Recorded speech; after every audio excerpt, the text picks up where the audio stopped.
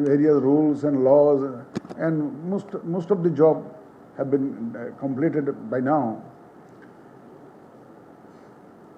Then the procurement is a big issue in every election. You know, it's a huge exercise. The procurement. You see, we have national election and also local government elections. So we have to prepare for both. There are pressure on us to conduct the local government election first, but somehow it did not work out. And our constitutional mandate is the national election and the presidential election. Local government election is under a different law, which we also implement. So procurement, we started immediately the process because we have procurement law in this country. We have to follow the law. So, because you just cannot go for procurement at will or at your own wish, because you have to allow the defined time at every stage of the procurement process. So now procurement is also completed. So you see, Bangladesh,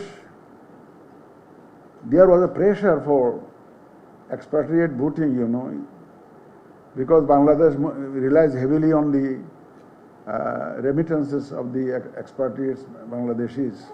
So there was a kind of huge demand from the expatriates to create opportunity for their voting rights to be implemented. And we have done huge exercise, lot of exercise, and bringing in experts through UNDP and IFAS, all work together. Our universities work together, our local ICT companies work together. So lot of exercises we have done. Somehow we have been able to discover a hybrid solution, registration online and the voting through postal ballot. You see, in this country, about 1 million people are generally involved in the election process, in the electoral process. About 1 million people on the polling day, and also a few days before the polling, and also in the post-polling time. These people cannot vote. The returning officer, who actually runs the show, he himself cannot vote. The presiding officers, polling officers who actually are responsible for collecting votes, they cannot also vote. They could not vote so far in last 53 years after the independence of Bangladesh. So we have actually made arrangement for them as well, so that they can also be brought under the fold of the postal ballot system. So this hybrid model of postal ballot will actually meet a huge was there for more than half a century. Now our registration process has already started, and we have actually divided the whole region, whole global area into several blocks, like Europe, North America, Oceania, Africa countries, because if you really allow registration, at the same time, technology may betray. We did not allow the technology to betray. So that's why different slots for the different region. Of course, at the final stage, there will be a slot for the left outs so that they can also register. Anyway, having stepped into this last 2-3 days, I was wondering, expectation management of the people is a big challenge. Managing expectations of the people. Too much of expectations. Too much. Everybody feels probably that it should be so done that he will not do anything. We have to do everything on their behalf so that they can vote sitting at home very comfortably without much of a trouble, that kind of thing. There are demands that we should register voters based on the passports without verification. You see that unfortunately many Bangladeshis are working abroad who do not actually hold genuine passports, whose addresses are wrong in many cases. So that's why we just cannot rely on the passports. We have to verify whether he is a genuine Bangladeshi or not. You see that the neighboring Myanmar people, a lot of people are here already, more than 1 million of them are already here in the southern part of Bangladesh. So there are many foreign voters who have enrolled themselves already as voters. And many of them are now working in different countries, particularly in Middle East. In Middle East with fake passport. But you see, our commission is committed to deliver a free, fair and credible election. We remain steadfast on our goal. Our agenda and only agenda is to deliver a free, fair and credible election. Nothing more, nothing less. So, keeping that agenda on the table, we are now working round the clock. Our officials, they are working round the clock. The other day I was telling in another meeting that I have full confidence on my officials, because the job they have done in the updating process of voter registration, in the voter list updating process, they work 24/7 to do the job, and they did it. That gave me a confidence. That gave me confidence. Our officials, if you can really guide them properly, they can deliver. So I am confident that whatever may be the challenges in future ahead, we will be able to deliver what we have committed to the nation and to the world. Our government is also committed to deliver free, fair election, and we are also committed. And by the way, our all political parties are also speaking that they want a free, fair and credible election. So by saying that, I feel that that is a commitment given by the political parties as well to the nation. So that is another added advantage. So there will be many more challenges, as you know. Technology, as I said, the advancement of science is a blessing in many cases, but it becomes scarce in certain other cases. You know, with the advancement of technology, the perpetrators who are much more efficient than us, they might cause actually havoc to the electoral process actually by abuse of AI, etc., etc. So that has become a very great headache for us. We in the Election Commission, we have set up a cell to deal with, to try to address those issues. But millions of them will create the mess. So, but only a few of us will try to face them. They are much more stronger than us. They are much more faster than us. They are in large numbers. Many of them are across the border, outside the border.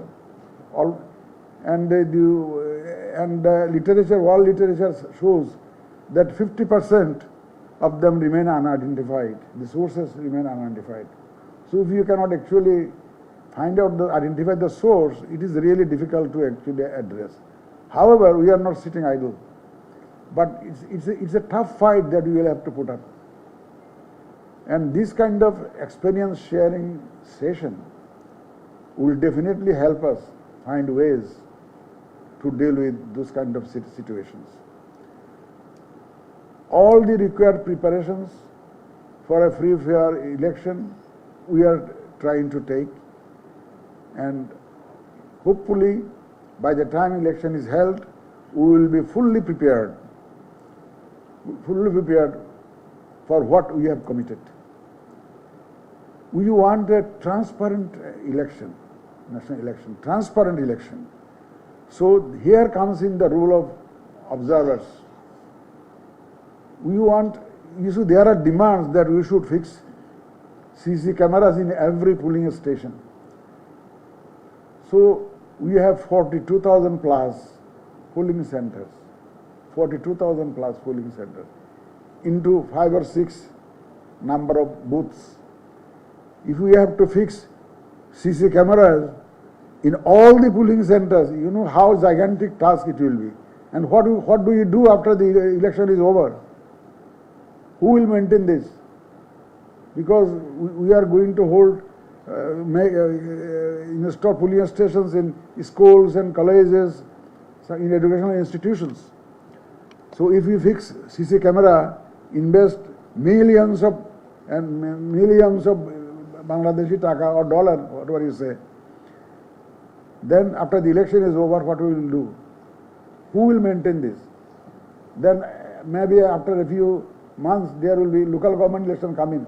Where should we keep these cameras? Who will maintain this? So that kind of issues actually come up.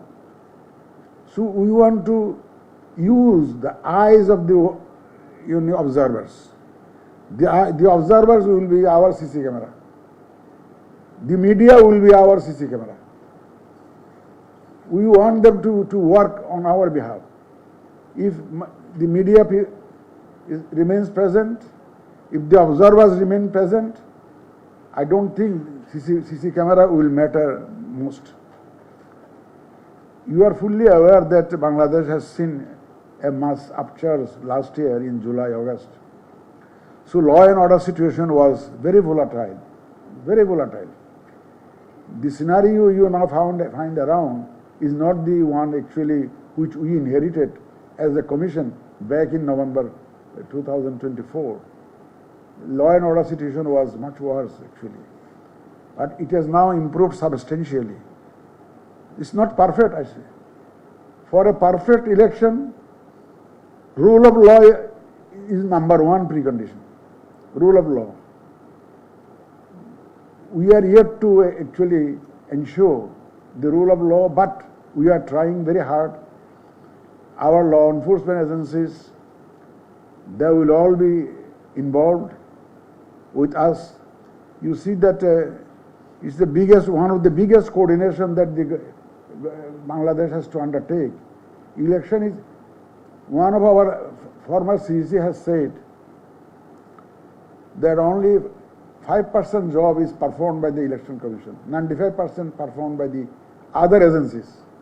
We just coordinate all the agencies who just perform under the direction and according to the desire of the Election Commission.